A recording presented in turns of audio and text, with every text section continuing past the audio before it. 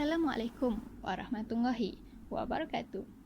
Kami daripada kumpulan 6 dengan membawa tajuk tugasan Dasar Ekonomi Baru, Isu dan Cabaran Pelaksanaan di bawah subjek Pengajian Malaysia MPU 2163 di bawah bimbingan Dr. Muhammad Sabri bin Maknor. Ahli kumpulan kami terdiri daripada Muhammad Amir Firdaus bin Muhammad Syaikani, Muhammad Kamarul Ikhwan bin Syafi'i, Nur Ain Farah Adilah binti Anazim dan Nur Aisyah binti Ruslan. Kami daripada kelas 2 AEM 5.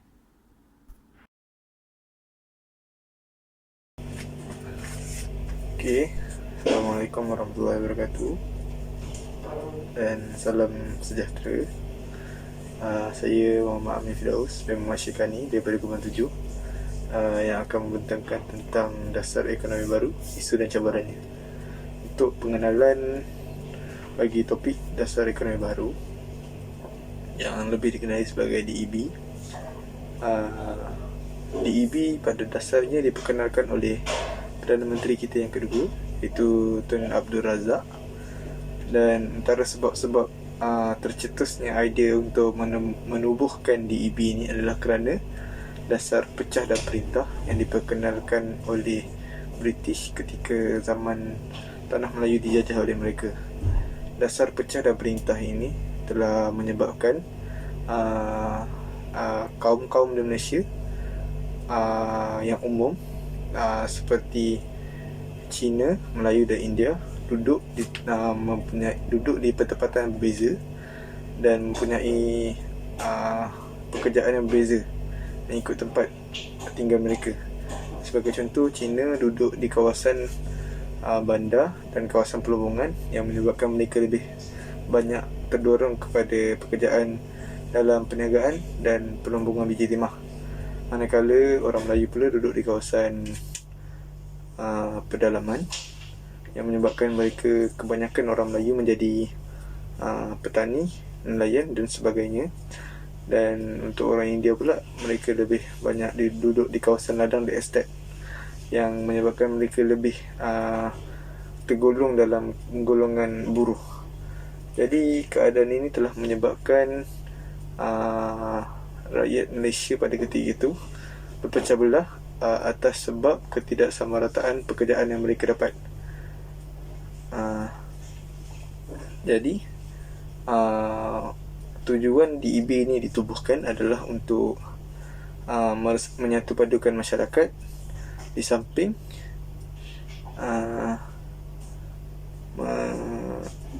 mengurangkan kadar kemiskinan dalam negara. Sekian saja daripada saya. Terima kasih.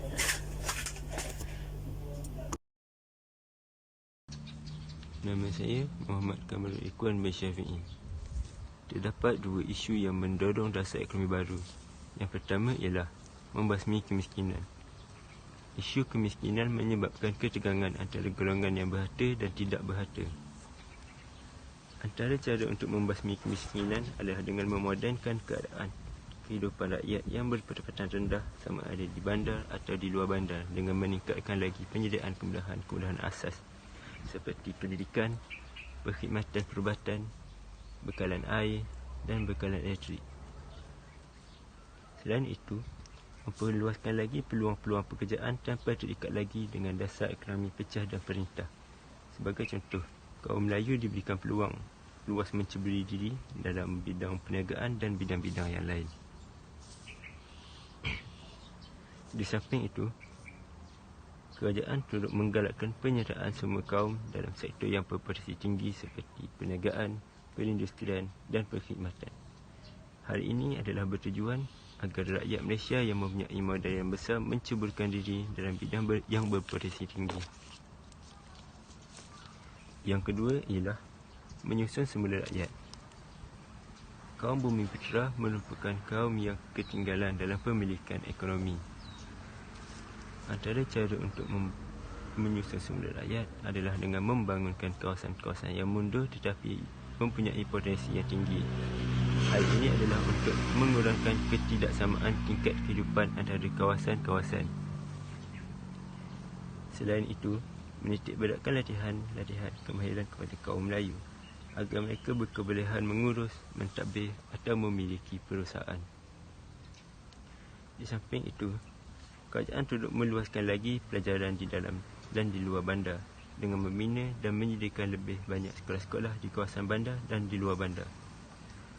Kerajaan turut menyediakan kemudahan beasiswa bagi pelajar yang memperoleh keputusan yang baik. Hal ini kerana kerajaan ingin menggalakkan lebih banyak golongan bumiputera melanjutkan pelajaran dalam dan luar negara demi menambah jumlah pekerja bumiputera dalam bidang profesional seperti guaman, perubatan dan lain-lain. Saya, Nur Ain Farah Adilah, akan membentangkan tentang cabaran pelaksanaan dasar ekonomi baru. Setiap strategi baru yang dilaksanakan pastinya mempunyai cabarannya tersendiri. Sebagai contoh, isu pembasmian kemiskinan. Isu ini menerima cabaran ketidaksamarataan pendapatan yang semakin melebar. Hal ini kerana isu ketidaksamarataan ini dapat dikaitkan dari aspek pendidikan, pemilikan hartanah, pemilikan aset kewangan bumiputera dan bukan bumiputera. Isu ini menjadi cabaran bagi UMNO ke arah negara berpendapatan tinggi. Jurang yang terlalu besar berlaku kerana dua faktor utama, iaitu harta pusaka dan pendidikan. Di Malaysia, setiap pewaris harta pusaka tidak dikenakan cukai, manakala di negara-negara lain, mereka akan dikenakan cukai, iaitu cukai pusaka. Selain itu, dari segi pendidikan pula, mereka yang berpendidikan menengah perlu bersaing dengan lebih kuat dengan pekerja luar negara yang mempunyai ijazah. Hal ini kerana kajian juga mendapati bahawa kaum Cina mempunyai peluang lebih tinggi untuk diambil bekerja berbanding Melayu. Walau bagaimanapun, kelulusan dari sekolah agama adalah sangat kurang dan membimbangkan. Hal ini dapat diulas lagi apabila statistik menunjukkan pendapatan bumiputera dari sekolah agama adalah kurang. Oleh itu, kerajaan wajarlah mengenakan cukai pewarisan dan cukai peribadi kepada mereka yang terlibat. Cukai yang dikenakan ini sedikit sebanyak dapat membantu negara menuju ke arah masyarakat yang adil. Selain itu, isu pertumbuhan ekonomi dan agihan pendapatan juga menjadi salah satu cabaran dalam pelaksanaan dasar ekonomi baru. Terdapat pelbagai teori dan kajian yang mendapati agihan pendapatan mempunyai hubungan positif dan negatif dengan pertumbuhan ekonomi. Malaysia bukan sahaja mencatat pertumbuhan ekonomi secara konsisten, malah kemajuan ini perlu diterjemahkan kepada tahap kesejahteraan rakyat demi mencapai status negara berpendapatan tinggi. Dengan ini, rakyat mendapat agihan pendapatan yang seimbang. Oleh hal yang demikian, pertumbuhan ekonomi dapat memperbaiki tahap agihan pendapatan agar lebih seimbang melalui dasar ekonomi yang inklusif bagi menjamin pertumbuhan ekonomi yang lestari. Jadi benarlah, pertumbuhan dan pembangunan ekonomi amat berkait rapat dengan kestabilan sosio-politik dalam sesebuah negara. Namun begitu, kekayaan negara perlu diagih secara adil dan saksama. Dengan mengatasi segala cabaran dalam pelaksanaan dasar ekonomi baru ini, semestinya dapat membentuk perpaduan dalam masyarakat Malaysia. Sekian. Sebagai rumusan, pertama, meningkatkan taraf hidup. Secara amnya, dasar ekonomi baru telah berjaya meningkatkan taraf kehidupan bumiputera serta telah berjaya mencapai matlamat untuk membasmi kemiskinan rakyat.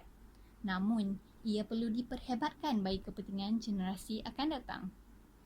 Hal ini juga penting bagi kelinsinan pentadbiran negara kerana perancangannya lebih teliti dari aspek politik, ekonomi dan sosial. Poin kedua, mengukuhkan perpaduan. Selain itu, DEB juga dapat mengukuhkan perpaduan nasional dalam kalangan rakyat yang memangkin kestabilan negara. Suara rakyat dapat diperdengarkan dan dibincangkan secara terang dan rasional ketika Parlimen bersidang. Yang ketiga, kredibiliti negara meningkat. Di samping itu, kredibiliti negara sebagai sebuah negara yang mempunyai daya saing yang tinggi dapat mencerminkan imej yang positif kepada negara lain.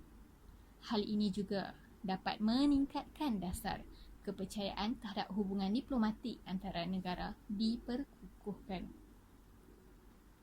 Dan yang terakhir, perkhidmatan sosial meluas. Pada masa yang sama, tumpuan dapat diagihkan kepada kualiti hidup melalui penyediaan perkhidmatan sosial yang lebih baik, termasuk kemudahan pendidikan dan kesihatan, perumahan yang mencukupi dan mampu dimiliki, dan perkhidmatan lain yang berkaitan.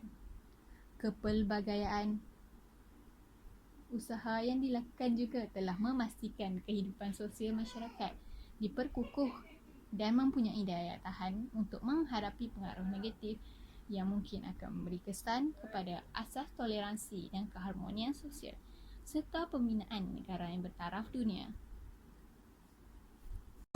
Sekian, terima kasih.